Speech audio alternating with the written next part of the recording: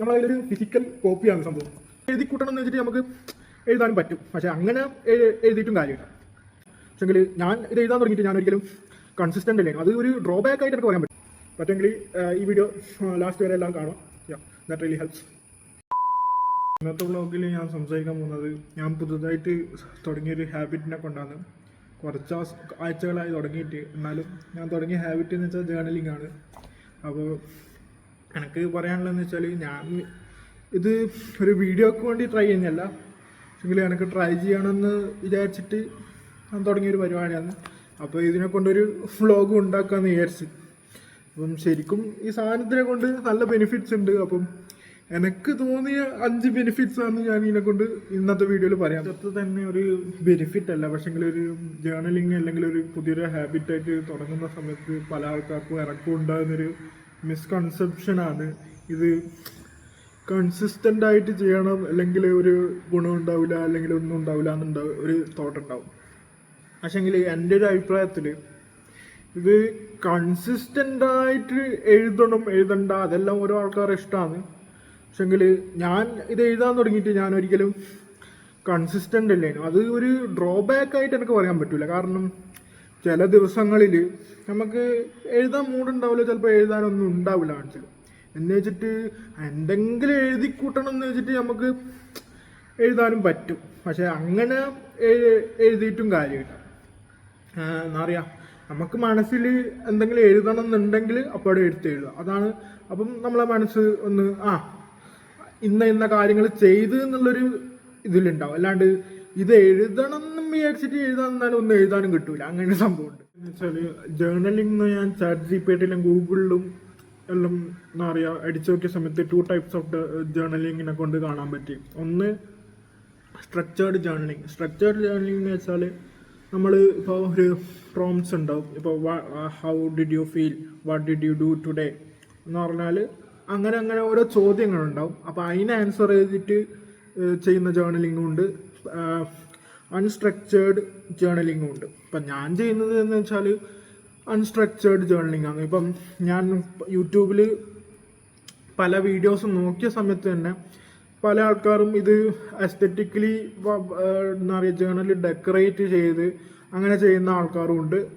ഇത് നോർമലായിട്ടൊരു എന്താ പറയുക ബുക്ക് എടുത്തിട്ട് എഴുതുന്ന ആൾക്കാരും ഉണ്ട്. അത് ഓരോ ആൾക്കാരെ ഇഷ്ടം പോലെ ചെയ്യാം. ഇപ്പം ഞാൻ ഫോളോ ചെയ്യുന്നത് അൺസ്ട്രക്ചേർഡ് ജേർണലിംഗ് ആണ്. നോട്ടായിട്ട് എനിക്ക് പറയാനുള്ള കാര്യം എന്ന് വെച്ചാൽ ഇത് വേണമെങ്കിൽ എനിക്ക് എൻ്റെ ഫോണിൻ്റെ നോട്ട്സ് ആപ്പിൽ ചെയ്യാനുള്ള പരിപാടി ഇല്ലായിരുന്നു. പക്ഷേ എങ്കിലും എനിക്ക് പണ്ട് തൊട്ടേ ഈ പെൻ പേപ്പർ കോണ്ടാക്ട് എന്ന് പറഞ്ഞൊരു സംഭവം ഒരു നോട്ട്ബുക്കിലോ അല്ലെങ്കിൽ എന്തെങ്കിലും എഴുതുക എന്നുള്ള പരിപാടി എനിക്ക് ഭയങ്കര ഇഷ്ടമുള്ള കാര്യമാണ്. അപ്പോൾ അതും കൂടി ഒരു മെൻ്റൽ സാറ്റിസ്ഫാക്ഷനാണ്.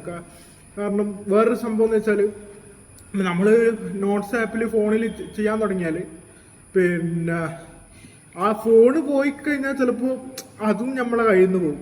പിന്നെ ഭയങ്കര വെയിലുണ്ട്. അപ്പോൾ ഇതാകുമ്പോൾ നമ്മളെ കയ്യിലൊരു ഫിസിക്കൽ കോപ്പിയാണ് സംഭവം. അപ്പോൾ അത് എത്ര നമ്മൾ സൂക്ഷിച്ച് വെക്കുന്നിടത്തോളം കാലം അവിടെ തന്നെയാണ്. തുടങ്ങിയിട്ട് എനിക്ക് തോന്നിയ നമ്പർ 1 ബെനിഫിറ്റ് എന്ന് വെച്ചാൽ ഞാൻ നോട്ടീസ് ചെയ്തൊരു കാര്യം എന്ന് വെച്ചാൽ എൻ്റെ സ്ട്രെസ്സ് ഭയങ്കരമായിട്ട് കുറയുന്നുണ്ട്. ഇത് പറയാൻ കാരണം എന്ന് വെച്ചാൽ നമ്മൾ പല ആൾക്കാർക്കും എന്താ പറയുക നമ്മളെ തലയിൽ പല തോട്ട്സും ഉണ്ടാവും. അപ്പോൾ അങ്ങനെ പല തോട്ട്സും വരുന്ന സമയത്ത് ഇങ്ങനെ ഒരു ബുക്കിൽ ഇത് എഴുതിയിട്ടാൽ ആ സ്ട്രെസ്സ് നമ്മളെ തലേന്ന് അങ്ങ് പോകും. എന്ന് വെച്ചാൽ ആ തോട്ട് നമ്മളത് ഏതെങ്കിലും ഫിസിക്കലി കാണുകയും ചെയ്യും, എന്താ പറയുക അതൊരു പേപ്പറിലേക്ക് ആവുകയും ചെയ്തു. അന്നേരം തന്നെ ഞാൻ മനസ്സിലാക്കിയൊരു കാര്യം എന്ന് വെച്ചാൽ നമ്മളെ തലേന്ന് അത് പോകും. അപ്പോൾ നമ്പർ 1 ബെനിഫിറ്റായിട്ട് എനിക്ക് പറയാനുള്ളതെന്ന് വെച്ചാൽ നമ്മളെ സ്ട്രെസ്സ് ഭയങ്കരമായിട്ട് കുറയും. ചെയ്യാൻ തുടങ്ങിയിട്ട് ഞാൻ കണ്ട വേറൊരു ബെനിഫിറ്റ് എന്ന് വെച്ചാൽ അത് പല ആൾക്കാർക്കും ഉള്ളൊരു സ്വഭാവമായിരിക്കും, എനിക്കും ഉള്ളൊരു സ്വഭാവമാണ് ഓവർ തിങ്കിങ്. ഇത് ചെയ്യാൻ തുടങ്ങി, ഇത് എഴുതാൻ തുടങ്ങി 2-3 ആഴ്ച, ഇപ്പം 2-3 ആഴ്ച 3 ആഴ്ച എഴുതിയിട്ടുണ്ടാവും ഞാൻ എഴുതാൻ തുടങ്ങിയിട്ട്. അപ്പോൾ അന്ന് മുതൽ ഇത് എഴുതാൻ തുടങ്ങി. പിന്നെ ഒരിക്കലും ഞാൻ ഓവർ തിങ്ക് ചെയ്തിട്ടില്ല എന്നല്ല, പക്ഷേ അത് നല്ലോണം കുറയുന്നുണ്ട്. അപ്പം നമ്മളെ മനസ്സിലുള്ള കാര്യങ്ങളാണല്ലോ ഓവർ തിങ്ക് ചെയ്യുക. അപ്പം നമ്മൾ അതിവിടെ എഴുതുന്നുണ്ടല്ലോ, അതുകൊണ്ടായിരിക്കണം ഇത് എന്താ പറയുക ഇത് കുറഞ്ഞിട്ടുണ്ടാവുക.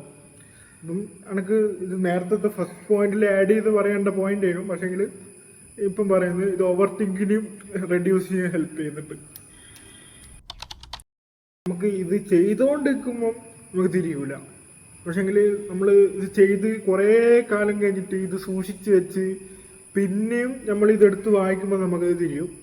ഞാൻ പറഞ്ഞു വരുന്ന സംഭവം എന്ന് വെച്ചാൽ it can help document our thoughts എന്ന് വെച്ചാൽ നമ്മൾ ഇപ്പം ഇത് ചെയ്യുന്നില്ലെങ്കിൽ നമ്മൾ ഒരു സമയത്ത് നമ്മൾ എന്ത് ചിന്തിച്ച് നമുക്ക് ഓർമ്മിച്ച് വെക്കാൻ ഒരു വഴിയില്ല. പക്ഷെങ്കിൽ ഇങ്ങനത്തെ ഒരു സംഭവം കൊണ്ട് നടന്ന് അത് സൂക്ഷിച്ച് വെച്ചിട്ടുണ്ടെങ്കിൽ നമ്മളൊരു ടൈമിൽ എന്ത് ചിന്തിച്ച് നമുക്ക് ഒരു ഫിസിക്കൽ കോപ്പി അവിടെ തന്നെ ഉണ്ടാവും. അത് തന്നെയാണ് എന്നാ അറിയാം ഞാനിത് മെയിനായിട്ട് ഈ ഹോബി ചെയ്യാനുള്ള കാരണവും. പിന്നെ എൻ്റെ യൂട്യൂബ് ചാനലിൻ്റെ തന്നെ മെയിൻ എന്താ പറയുക എയിം അത് തന്നെയാണ് ഡോക്യുമെൻറ്റേഷൻ. അത് വേറൊരു വീഡിയോയിൽ പറയേണ്ട കാര്യമാണ് ഫുള്ളായിട്ട്. അപ്പോൾ അത് വേറെ വീഡിയോ പറയാം.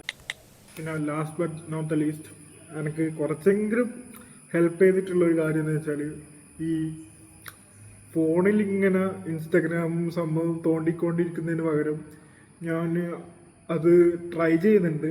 ഇത് എന്താ എഴുതിക്കൊണ്ടിരിക്കുക. അപ്പം കുറച്ചെങ്കിലും അത് കുറഞ്ഞു വരുന്നുണ്ട്. പക്ഷെ ഫുള്ളായിട്ടത് കുറഞ്ഞില്ലെന്ന് ചോദിച്ചാൽ എനിക്കതിൻ്റെ ഉത്തരം അറിയില്ല. അപ്പം ഒരു സം സോർട്ട് ഓഫ് വേ അത് ഡൂം സ്ക്രോളിങ്ങിന് ഹെൽപ്പ് ചെയ്യുന്നുണ്ട്. ഡൂം സ്ക്രോളിംഗ് എന്ന് വെച്ചാൽ ഈ സംഭവം തന്നെ ഇതിങ്ങനെ ഫോണിൽ ഇങ്ങനെ തോണ്ടിക്കൊണ്ടിരിക്കുക. അപ്പോൾ അത് ജേർണലിങ് ചെയ്തത് തുടങ്ങിയ സമയത്ത് തൊട്ട് ഒരു ഒന്നിക്കൽ ഫോണിൽ തോണ്ടുക അല്ലെങ്കിൽ ഇത് എഴുതുക എന്നുള്ളൊരു ഓപ്ഷൻ ഉണ്ട്. അപ്പോൾ ഇന്ന് ഇത്രയേ പറയാനുള്ളൂ. അപ്പോൾ ഈ വ്ളോഗിൽ അപ്പോൾ ഇതുപോലത്തെ അൺഫിൽറ്റേർഡ് വ്ളോഗ്സ് ഇഷ്ടമാണെങ്കിൽ ഈ ചാനലൊന്ന് ലൈക്ക് ചെയ്യുക, സബ്സ്ക്രൈബ് ചെയ്യുക. അത് ഇതുവരെ ഞാൻ പറഞ്ഞിട്ടില്ല, ഇന്ന് പറയാൻ വിചാരിച്ചു. ഓക്കെ, പറ്റുമെങ്കിൽ ഈ വീഡിയോ ലാസ്റ്റ് വരെ എല്ലാവരും കാണുക. That really helps. So catch you in the next one.